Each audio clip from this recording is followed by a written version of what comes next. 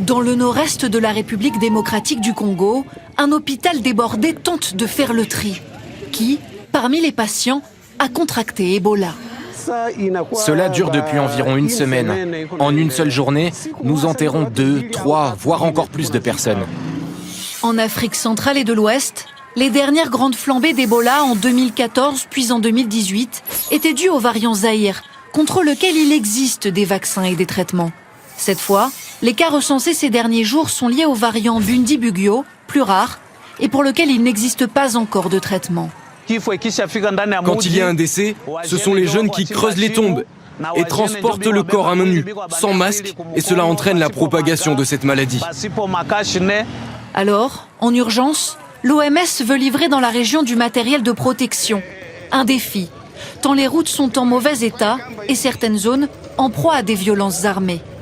Le foyer de l'épidémie se situe à plus de 1000 km de la capitale Kinshasa, la province d'Ituri. 246 cas suspects et 80 décès.